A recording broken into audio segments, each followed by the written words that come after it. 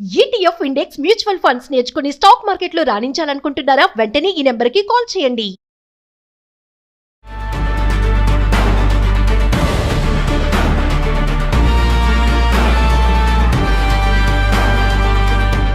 నమస్తే, welcome to Suman TV. Present మనతో పాటు ఉన్నారు సీనియర్ ఐపీఎస్ ఆఫీసర్ రెడ్డన్న గారు.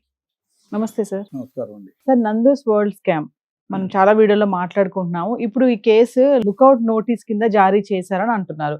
ఇంకా ఎఫ్ఐఆర్ కిందే ఉంది అని చెప్తున్నారు. అసలు లుకౌట్ నోటీస్ అంటే ఏంటి, ఏ విషయాల్లో దీన్ని జారీ చేస్తారు అంటే సార్?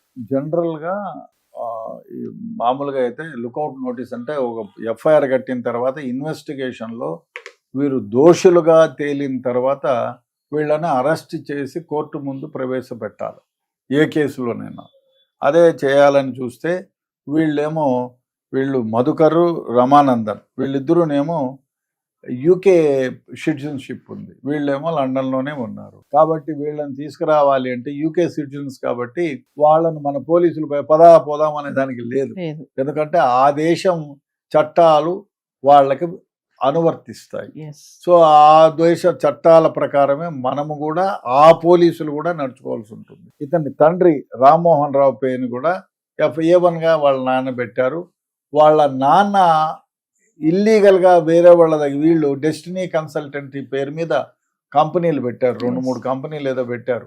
ఆ యూకేలో అకౌంట్స్ ఉన్నాయి, ఇండియాలో వాళ్ళ నాన్న పేరు మీద ఇంకా కొందరి పేరు మీద కూడా అకౌంట్స్ పెట్టి కొన్ని డబ్బులు ఎవరైతే ఫ్రాడ్ చేసి డబ్బులు ఈ స్పాన్సర్షిప్ కోసం, COS కోసం వీళ్ళు ఏమైతే సర్టిఫికేట్ ఆఫ్ స్పాన్సర్షిప్ కోసం డబ్బులు మీకు ఇప్పిస్తాము, ఉద్యోగాలు ఇప్పిస్తాము, మీరు ఇక్కడికి వచ్చేస్తే లండన్ అంతా మీదే, మీకు నెలకి 4 లక్షల నుంచి 5 లక్షల జీతం వస్తుంది, హాయిగా ఫస్ట్ క్లాస్ మాలాగా బిజినెస్ క్లాస్లో ట్రావెల్ చేయొచ్చు అని చెప్పి ఊదర కొట్టి అందరినీ మభ్యపెట్టి మారేడుకాయ చేసి దాదాపు 400 నుంచి 500 మంది నుంచి డబ్బులు రాజేశారు. కొందరు డబ్బులేమో ఇక్కడ వాళ్ళ నాన్న అకౌంటు, ఇంకా వాళ్ళ బంధువుల అకౌంట్ల పేరు మీద డ్రా చేసుకున్నారు. ఆ డబ్బులు డ్రా చేసుకొని వేరే మార్గాల ద్వారా వాళ్ళు డబ్బులు కూడా తీసుకోపోయినారు యూకేకి.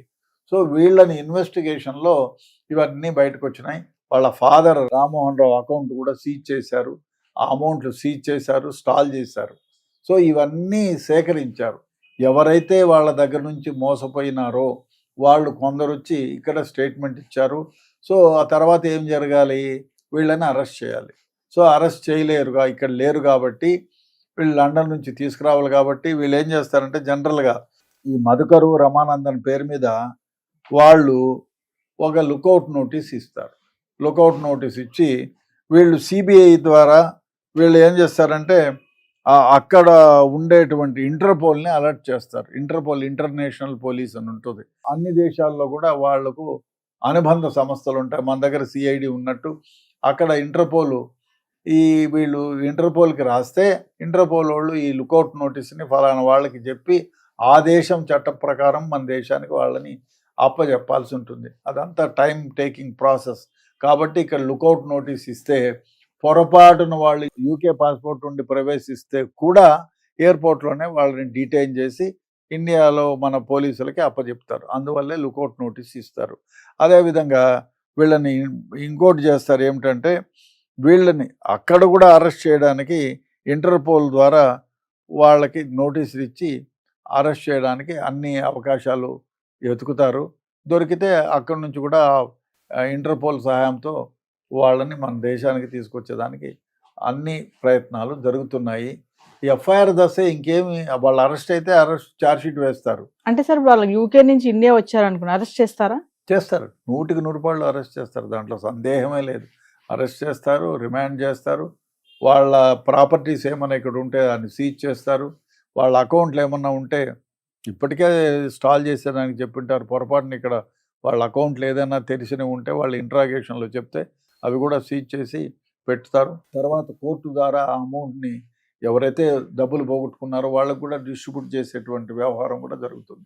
అంటే వాళ్ళు అక్కడి నుంచి ఇక్కడికి ఎందుకు రావట్లేదు అంటే సార్, ఇంత తతంగం జరుగుతున్న వాళ్ళ పేరెంట్స్ ఇక్కడ ఇబ్బంది పడుతున్నారని తెలిసి కూడా వాళ్ళు ఎందుకు యూకే వదిలిపెట్టి ఇండియాకి రావట్లేదు అని అంటే, ఎందుకంటే వాళ్ళు యూకే సిటిజన్స్, వాళ్ళు ఇక్కడికి వచ్చినారంటే ఇప్పుడు రెడ్ కార్నర్ నోటీస్ ఇష్యూ చేసి ఉంటారు. వాళ్ళు ఇక్కడికి వస్తే అరెస్ట్ చేస్తారు, జైల్లో పెడతారు.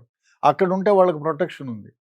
ఆ దేశ చట్టాలు ఇప్పుడు ఇండియన్ పాస్పోర్ట్ ఉండిందంటే మనం రాసి క్యాన్సిల్ చేయించవచ్చు. సో మన ఇండియన్ పాస్పోర్ట్ అథారిటీ ఎవరైతే ఉన్నారో వాళ్ళు ఏం చేస్తారు, ఐఎఫ్ఐ ఆఫీసర్కు రాసేస్తారు, అయ్యా మన పాస్పోర్ట్ ఆఫీస్కి రాసి ఇది క్యాన్సిల్ చేయండి మీ పాస్పోర్టుని. అదేవిధంగా వాళ్ళు ఒకవేళ ఆ దేశంలో తలదాచుకుంటూ ఉంటే కూడా మనోళ్ళు ఆ పాస్పోర్ట్ని క్యాన్సిల్ చేస్తే is not no more valid. Without passport వాళ్ళు ఏం చేస్తారు, వాడిని అరెస్ట్ చేసి డిపోర్ట్ చేస్తారు ఇండియాకి. సో అది వాళ్ళు చేయలేరు ఇవాళ, ఎందుకంటే వాళ్ళది passport UK passport, they are the citizens of UK. కాబట్టి ఆ దేశ చట్టాల ప్రకారం మనం నడవడుచుకోవాల్సి ఉంటుంది. కాబట్టి ఇంటర్పోల్ వాళ్ళకి చెప్పారు, చూస్తాం మనం ఏదైనా. ఇంటర్పోల్ని అలర్ట్ చేశారు, రెడ్ కార్నర్ నోటీస్ ఇచ్చారు, అదేవిధంగా లుక్అవుట్ నోటీస్ ఇచ్చారు. చూద్దాం, వాళ్ళని ఇండియాకు ప్రవేశిస్తే ఎయిర్పోర్ట్లోనే అరెస్ట్ చేస్తారు వాళ్ళు. అంటే అక్కడ గవర్నమెంట్ వాళ్ళకి సపోర్ట్ గానే ఉందా, అంటే ఇంకా వాళ్ళకి ఏం లేదు, చేశారు వాళ్ళ ఏంటి? చట్టాల ప్రకారం సపోర్ట్ ఏమి లేదు. అంటే వాళ్ళకి ఇంకా ఏం తెలియదు.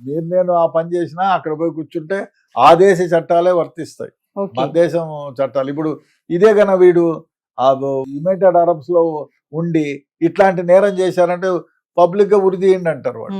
వాళ్ళు ఆ దేశ సిటిజన్షిప్ ఉంటే మన దేశ చట్టాలు వర్తించవు. మన దేశం వాళ్ళని కూడా చాలా మంది అరబ్ కంట్రీస్ లో ఉరి తీసిన సందర్భాలు ఉన్నాయి. ఊరికి చెప్తే మొన్న ప్రైమ్ మినిస్టర్ లెవెల్లో వాళ్ళని ఉరిని తీసేయించండి, యావజ్జీవ కారాగార శిక్ష చేయించండి అని బ్రతిమలాడిన సందర్భాలు ఉన్నాయి.